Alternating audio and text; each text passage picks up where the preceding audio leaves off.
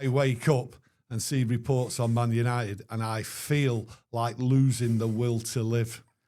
The amount of deception going on with players being linked to United and stories being created as news is off the scale like never before.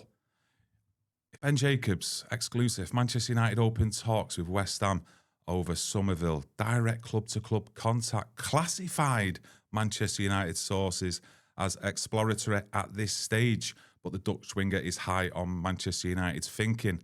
Any bid could be contingent on Marcus Rashford being sold. Now, wild. Absolutely wild. I mean, you're talking about playing with words here. This is up at the highest end of the scale, isn't it? It's just repeating Ornstein's words, but rewriting it. It's being rewritten as breaking news. Absolutely scandalous. And where he gets the bit on, like, Summerville dependent on Marcus Rashford being sold, absolute rubbish as far as I'm concerned. He has not got a clue. He has rewritten what Ornstein said in June, that United have made contact with West Ham about Summerville. And he's just said the same, but written it differently. He is acting as though this is breaking news. And the amount of people what have reacted to it and not took the time to go back and look at anything what Ornstein or anyone else has said on this is embarrassing. As you can see up on screen, I went and found that report that we did discuss, and a lot of is out there at the time. And you're going back to the 16th of June. I mean, just over 2 weeks ago, where Ornstein said, as you can see, Summerville high among candidates Manchester United are considering as a possible left-wing signing. 24-year-old West Ham attacker is subject to inquiries from Manchester United and is expected to cost $50 million to land a Dutch international. Well, he tells you there, Ornstein, inquiries. United were making the inquiries. Nothing's changed.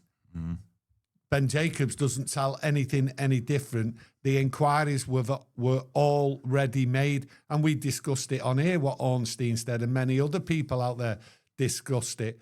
So the contact was made with West Ham about Summerville. If you remember, lots of people were talking about United are going to get a double deal with Fernandes and Summerville. Well, how did that come about? Because United made contact through whatever means about the inquiring about Summerville's availability, and nothing has changed. It's baffling, really. Do you think United are maybe doing the transfer business in a bit of reverse, where they're going for the targets who will cost the least transfer fees and then moving up where the ones who they get later on in the window will cost more? You're playing Russian roulette with the future of Manchester United. You're also playing Russian roulette with Carrick.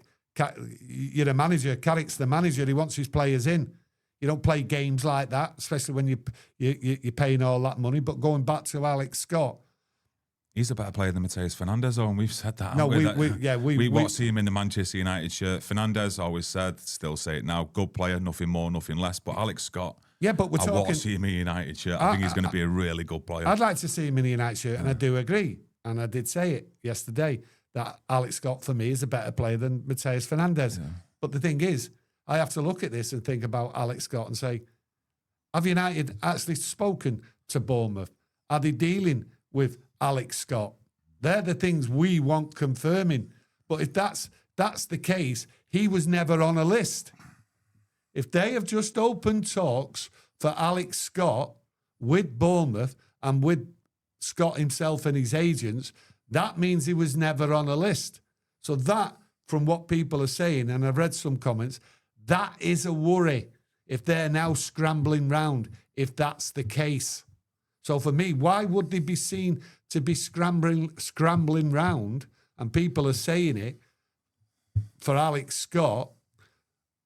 It doesn't make sense that they've got their eye on players what are in the World Cup. You're talking about planning. I'm talking about strategy. I'm talking about planning, players on the list and everything else. They're now jumping and they're now going for Alex Scott by all reports, okay? Well, if that's the case, that has only just happened. Well, why would they be doing that if they already had targets what are in the World Cup? That's why I don't believe, this is my opinion as I see it and as I read it, that they are in negotiations with players who we want in the midfield, what are in the World Cup. I don't think they're there. I don't think they're talking to him because the deal, I'm using common sense in my world. Common sense, any player go to the World Cup, you have already talked to him and sorted out a deal, and it would be out in the open that he's coming to Manchester United after the World Cup. So for players like Alex Scott now turning to seem to be like, we're best have a look at him. We best have a look at him because we've run out of options. Now, I'm not saying we have run out of options. I'm just putting that there. Simon from our members club says, what about Kone? Patrick Vieira was singing his praises. We have spoke to him already. Not too sure, but I know a lot of yous have been mentioning, is it Mamadou Sangare from Lens? I mean, if you put a Brighton kit on him, you'd just think it's Belabor. I mean, the exact same characteristics. He could be maybe a cheaper option because we've mentioned about the European market. Could be a lot cheaper than what we're looking at in the Premier League. And a lot of yous getting your own thoughts and opinions in. I will go to the live poll just to see which way you're voting as well. Who are you more frustrated with, I'm asking? 26% are saying the journalists, 42% saying United's lack of clear progress, with 33% saying both. I agree with that option there, both. I'm absolutely frustrated. Like I say, sometimes I feel like losing the will to live when I read these reports and what they're saying, these journalists. But I'm also like not happy with United based on what I've just said.